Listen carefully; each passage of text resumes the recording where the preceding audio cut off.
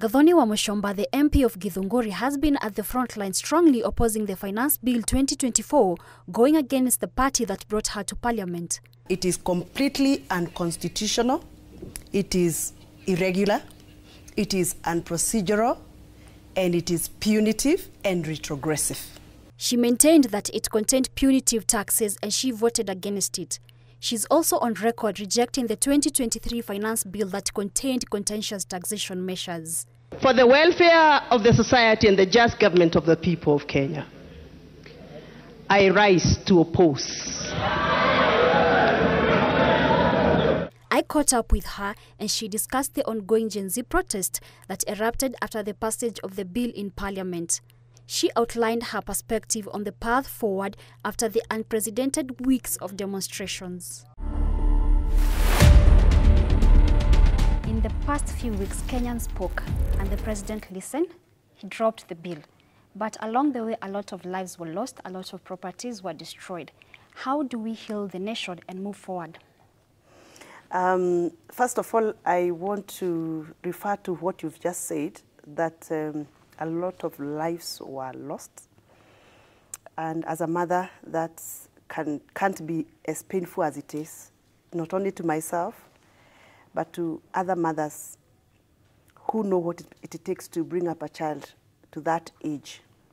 So I want, first of all, to send my sincere condolences to the families that are affected, for those who lost their children and those who are nursing injuries, most of them being bullet wounds, both rubber and live.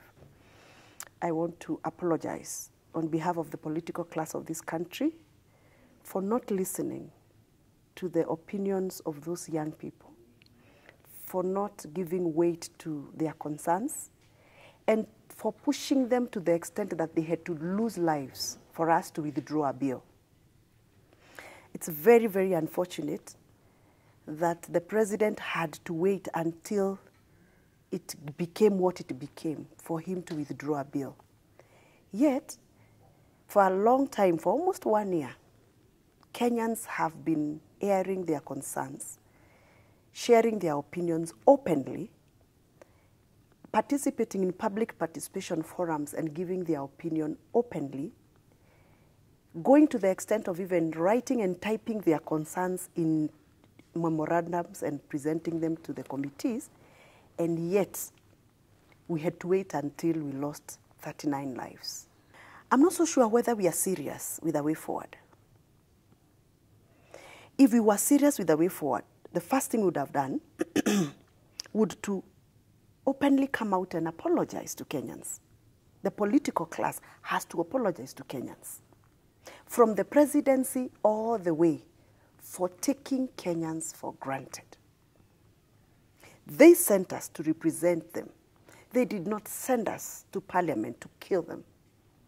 They did not send us to Parliament to oppress them. They did not send us to Parliament to fund our opulence life, to fund our mansions, to fund our overseas travel. They sent us to Parliament to represent their opinions, their needs, their livelihoods. And we have immensely failed them. And you were in Parliament? Yes. When the Kenyan youth, especially the Gen Zs, got access into the building. Take us through the process. I don't know whether I'll get the energy and the strength to tell you what happened in Parliament, because I saw it when I was outside Parliament. We voted yes and no. It was a long 3-4 hours tussle. Eventually the yeses got it, and the nays, which I belonged to, lost it. And Parliament was supposed to go to the next level, which is now the third reading. And we realized there's no need of giving them quorum, yet they have won it. And we are now going to rubber stamp the bill that we didn't want. So we decided to walk out. So we walked out. Most of the members who walked out were the Azimio members, and a few of Kenya Kwanza members who voted no, like myself. So we all walked out and we were singing, Bado mapambano, mapambano, mapambano, bado mapambano. And then when we were on the corridors of Parliament, we had shootings all over around Parliament. So I remember women members of Parliament, one of them being Honorable Joyce Kamene from Machakos, started shouting, "Stop killing our children! Stop killing our children!" Because we could hear those were not those were not canisters. They were not the tear gas. They were machine guns, and they were making that noise of, you know, ta ta ta ta ta ta ta ta, and we started screaming. So we walked towards the gate of Parliament, and we were reversed back. I remember one person came and told me, one member, "I think if you go towards the gate, you'll be more dangerous because the shootings was happening outside Parliament. It's better you stand at the corridor." So we stood outside Parliament at the veranda, and we were quite many of us. And that is the moment we saw police in quotes. I cannot say they were police because they were hooded. They were hooded in golden hoods. Mm-hmm. Came in, and they passed us. And the women members of Parliament started pointing at them and asking them, "Where are you going? Who are you?" We even asked them, "Who are you?" Those who are recording, I'm sure, because there was some people who are recording, they still have those audios and clips. And they knelt down and started shooting. And we saw them shoot the grills of Parliament. They were shooting towards Senate and towards the grill of Parliament. And by that time, the ones that were already shot behind Parliament, the bodies were being collected by the young protesters and were brought at the gate, wrapped in the Kenyan flag. So all members of Parliament ran towards the gate to see the bodies and to stop the police from shooting. I remember I saw Honorable Barati, who was actually not in Parliament but was in the Senate, running towards the gate, and they jumped over the gate with Babu Owino to go and stop the police physically from shooting. They actually had an altercation, and they were asking them, "Why are you shooting? Why are you using live bullets? Why are you shooting at innocent children?" Now, for us women who are left at the veranda, we were now screaming helplessly because we could see, you know, the machine guns. There were 2 police officers, in quotes, who were using machine guns. Mm-hmm. And within no time, we were rescued from there because the protesters were many now coming into Parliament. All I heard when I was standing at the corridor was glasses being broken. I could hear a lot of gunshots all over around us. And Sergeant at Arms, those are the policemen who are employed to keep peace in Parliament, rescued most of us. They came and told us, "It's time for you to leave here." So we started running helter-skelter within the corridors of Parliament. And I remember when I was trying to go to the lounge area where we normally have lunch, I met members of Parliament. Some of them even were coming with plates because they were found by the protesters at the table eating. Mm-hmm. So they ran away with their plates. We actually went with them with their plates eating. So we had to run to the tunnel, to the parliamentary tunnel that connects Parliament to the new Bunge Towers. Now, but before we left, bodies were already being collected from the grill area near Senate, and the protesters were so brave because even after they were shot, they collected all the bodies and they brought them at the gate of Parliament. Now, what I saw is an image that really disturbed me. It disturbed me for about 2 days. I couldn't sleep. And as a mother, I felt a lot of pain when I saw those children lifting their hands up and saying, "We are peaceful." To Kowengi, "We are peaceful." And then the machine gun would roar and they all fall down. And then they will wake up again and they say, "We are peaceful." It's really pained me. So we went to the tunnel. I refused to go upstairs. I decided to just stay at the basement. But where I was, I could see the ones who jumped through the Senate grill. I could see them getting shot. And some of them were being shot when they were kneeling.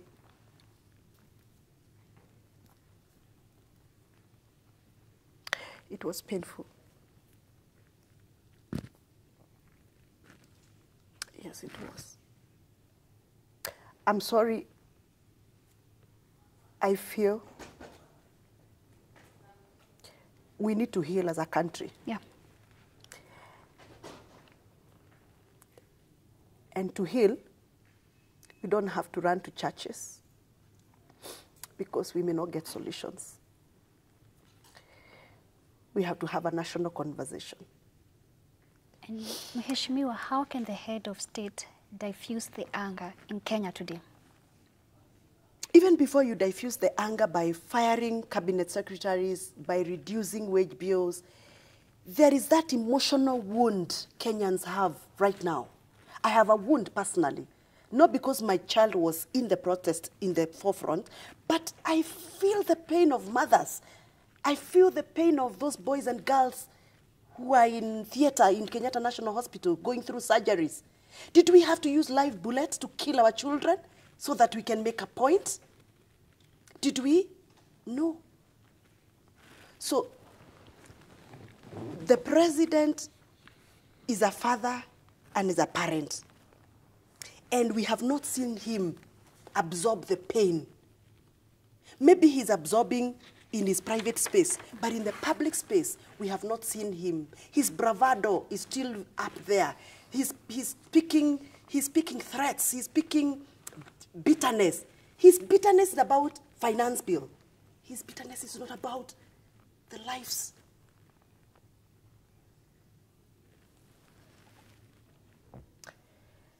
I feel before we even think about whether we are dissolving government, whether we are dissolving cabinet, whether we are, whatever we are doing, we should first of all honor the lives of those who have fallen.